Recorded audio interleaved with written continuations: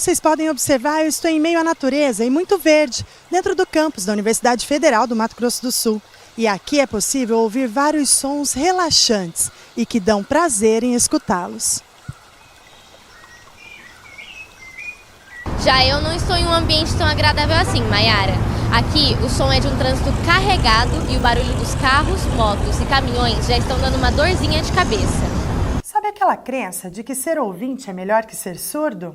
Para muitos ouvintes, ser surdo é o resultado da perda de uma habilidade disponível para a maioria dos seres humanos, o que fortalece o preconceito com a deficiência. É verdade. E como acabamos de mostrar, tudo depende do ponto de vista. Afinal, ambos os surdos e os ouvintes possuem dificuldades e restrições. Por isso, nenhum ser humano é melhor que o outro, apenas diferente.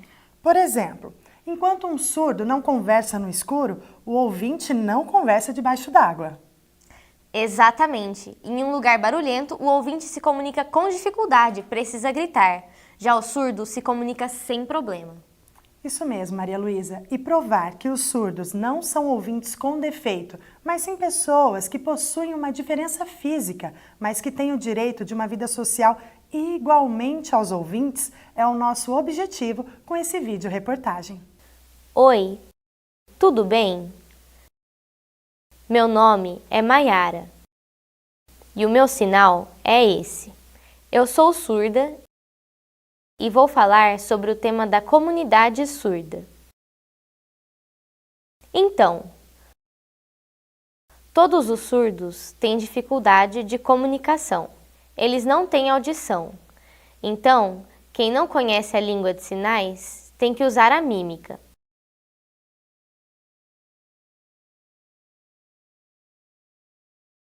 E é difícil de comunicar com a gente.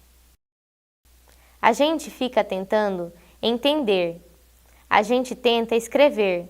Usa o celular para tentar conversar também. Mas é difícil.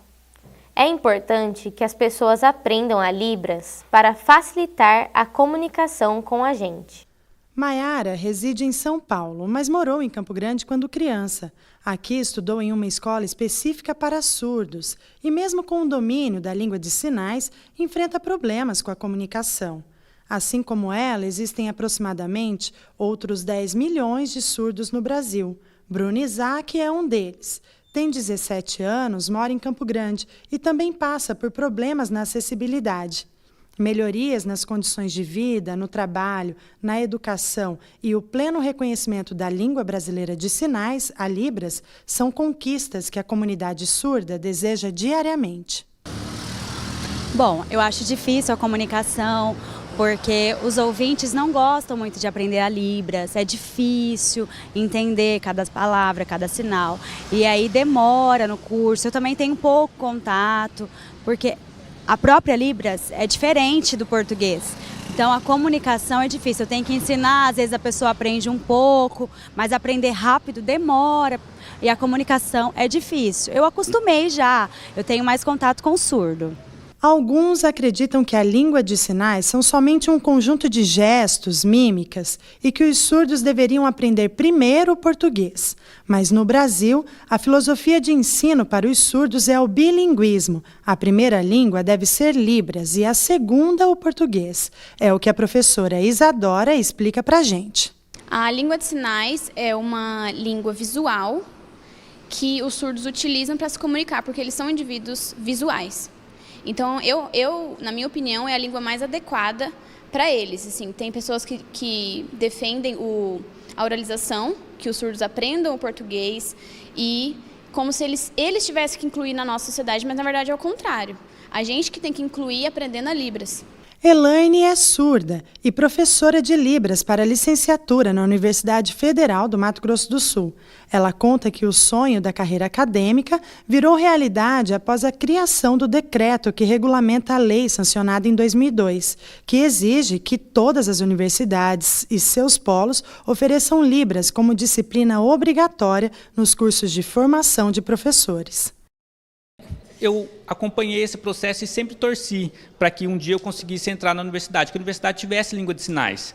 E aí eu me formei em letras Libras e esperei por um tempo, trabalhei na área, sempre cuidando a universidade, quando a universidade abrisse um concurso, cuidando dos editais. E aí eu fiquei de olho, vi que tinha as vagas, uma vaga específica para a língua de sinais e tal, e eu aceitei e me inscrevi.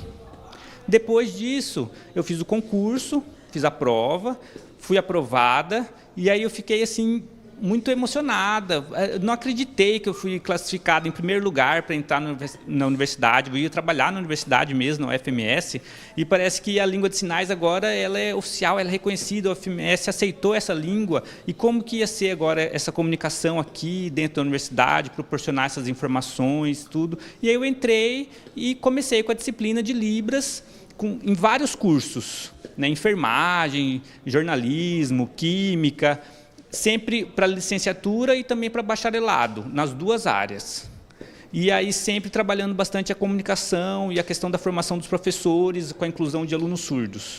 Já a professora Shirley, que também é surda e há 33 anos trabalha em defesa das causas dos surdos, enxergou na UFMS a oportunidade que precisava para aumentar a sua contribuição na educação.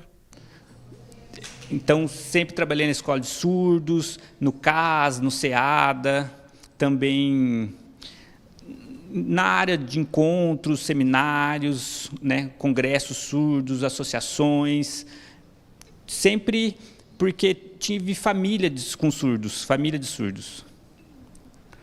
E, nesse processo, pesquisei índios surdos. Né, o governo parou um pouco o trabalho, e aí eu queria continuar, eu quero continuar. Eu sempre quis, né, eu precisava da Universidade Federal do Mato Grosso do Sul, da UFMS. E aí essa universidade eu fui tentar, né, fui tentar o concurso, e aí eu acredito que foi o momento certo. Por quê?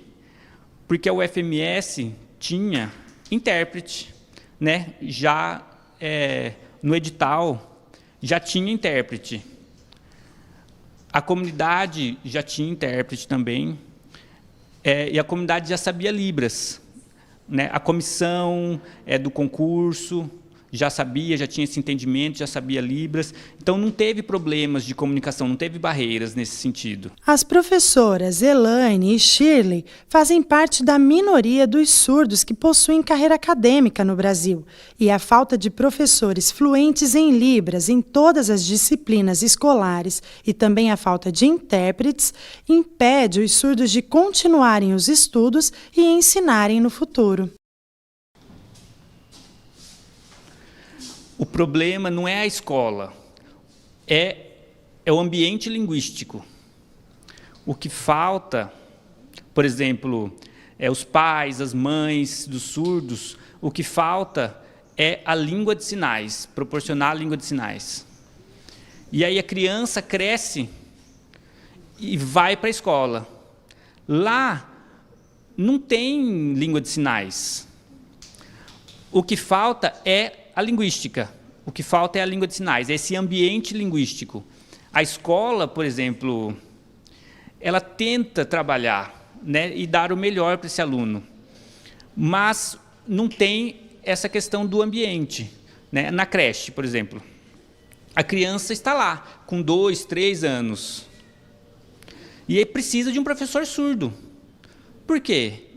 Porque vai ser o modelo de ambiente linguístico em língua de sinais para ela. Por exemplo, 1º, 2º, 3º, 4º ano do ensino fundamental. A criança aprende muitas coisas. Depois, 5º ano, do 6º até daí para frente, aí ela pode usar o intérprete. Mas assim, a escola pensa assim, coloca o intérprete. Para uma criancinha que não sabe língua de sinais, para quê?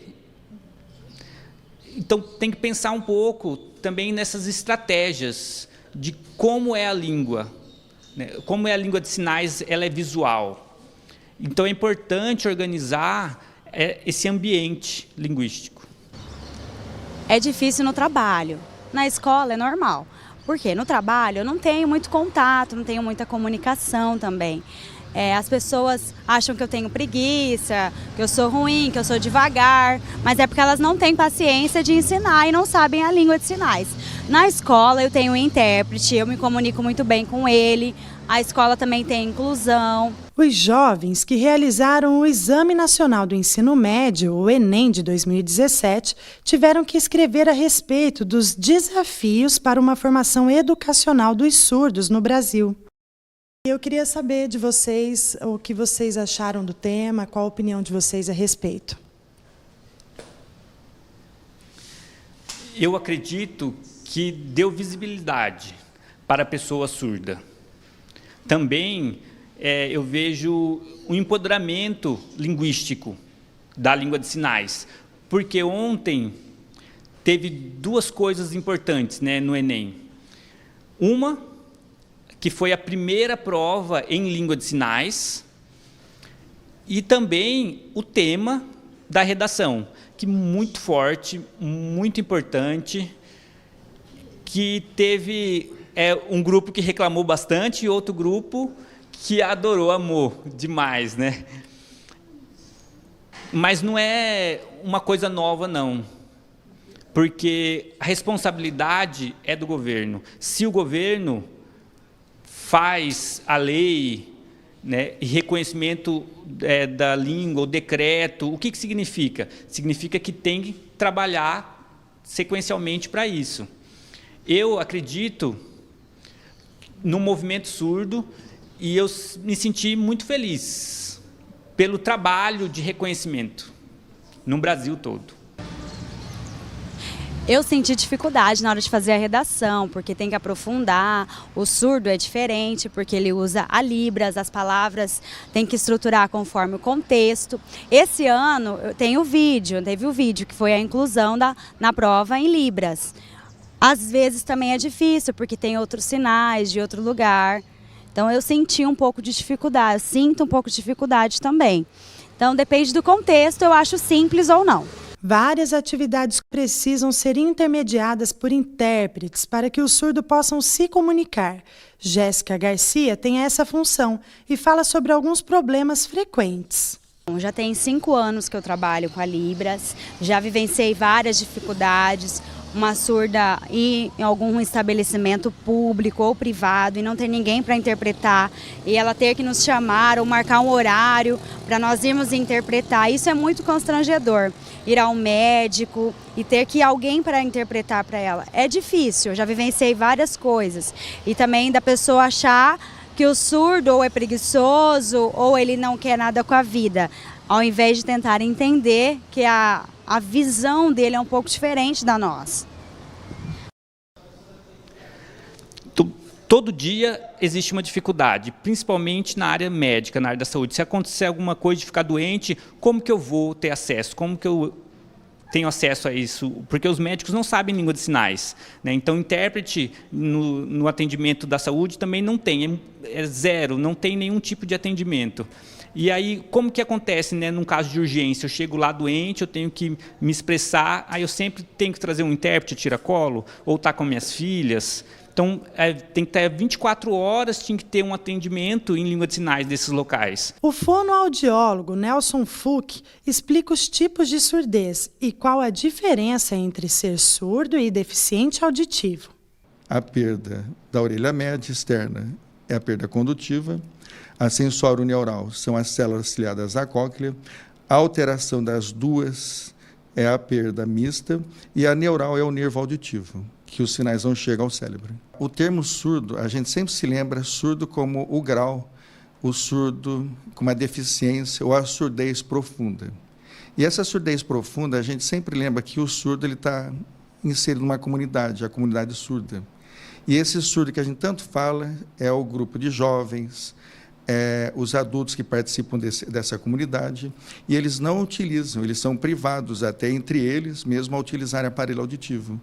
Então, o surdo mesmo, ele pertence a essa comunidade surda, ele usa a linguagem através de Libras e realmente não utiliza o aparelho auditivo, enquanto que a deficiência auditiva já é um grau mais leve, moderado.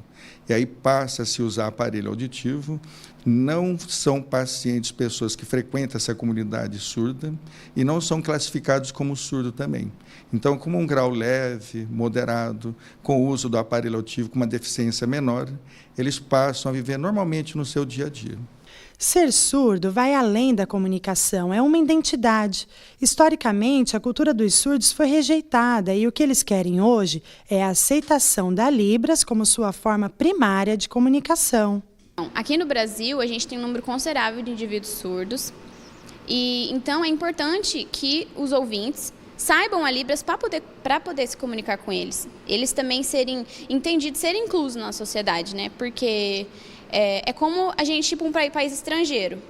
A gente se sente excluído por não estar entendendo o que está se passando na nossa volta. O surdo é a mesma coisa. Então, eu acho importante os ouvintes eles se dedicarem a isso para incluir os surdos também, que são pessoas normais. Têm uma deficiência auditiva, mas são pessoas normais. Essa acessibilidade deve ir além da saúde e educação. A vida social e cultural dos surdos deve também ser contemplada pela língua brasileira de sinais. Eu, enquanto surdo, não me sinto bem usando o closed caption. Agora, quando tem a língua de sinais no jornal filmado, aí é muito bom, porque aí a língua de sinais traz todo o contexto junto com as imagens que estão passando. Só que jornal de verdade que usa a língua de sinais, não tem, né? São pouquíssimos. É novela. Agora, novela é fácil porque é toda uma teatralização, né? Tem a questão do romance, das paqueras, das maldades. Então, a expressão corporal é bem nítida.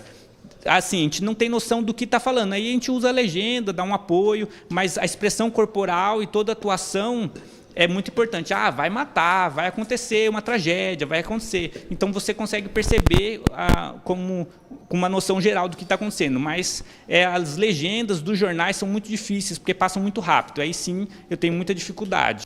Rafael Santos, que é personal trainer, vendo essa necessidade de inclusão dos surdos, aprendeu Libras. E hoje, como proprietário e professor de uma academia, já pôde atender clientes surdos usando a língua de sinais. Foi bem bacana. Ele chegou na academia e estava todo tímido e começou a querer explicar que ele queria treinar e eu estava aqui no fundo, aí via ele lá na frente e teve essa interação de eu ir lá nele, a gente começou a conversar. Minha Libras é básica, mas daí a gente começou a trocar um pouquinho de ideia sobre, entendi o que ele queria e a gente começou a treinar. Foi uma experiência muito bacana. E o professor diz mais sobre a importância dessa troca entre surdos e ouvintes. O aprendizado foi muito importante porque eles se sentem, eles estão no mundo deles e a gente tem que ir ao encontro deles, né? E então eu acho que a importância dessa interação entre esses dois mundos, essas duas linguagens diferentes, que faz todo mundo ser igual e faz todo mundo poder fazer qualquer tipo de atividade, qualquer tipo de situação, eles entrar no nosso mundo e a gente poder entrar no mundo deles. O isolamento da comunidade surda por enfrentar dificuldades na comunicação acaba afetando os relacionamentos pessoais. As pessoas me zoavam e eu não tinha como responder essa zoação. Mudinho, surdo-mudo, eu sofri muito. Mas agora eu fui me adaptando, fui vendo que eu sou surdo, que eu tenho uma língua diferente. Só que agora ele sabe que é crime, é errado, né? Precisa evitar. Às vezes ele fica mais tranquilo numa roda de amigos, ele sabe que o bullying é crime hoje. Muitos surdos já sofreram, mas hoje ele já acostumou. Ele tem mais paciência porque agora já está quase adulto. Filhos. Bom, a minha filha cresceu sinalizando, se comunicando naturalmente, então agora tem uma dificuldade com o neto. Por quê? Casou com... A minha filha é coda, né? Ela é ouvinte, mas sabe língua de sinais, casou com um ouvinte que não sabe língua de sinais. E aí o neto nasceu sem sempre aprender língua de sinais. Aí quando traz para ter contato comigo, não tem comunicação nenhuma. E aí sempre o neto chama a mamãe para ser intérprete da vovó. Aí a criança, assim, fico triste com isso, né, por essa falta de comunicação. Pelo visto, as barreiras são tão grandes que algumas vezes o amor é a única certeza da comunicação.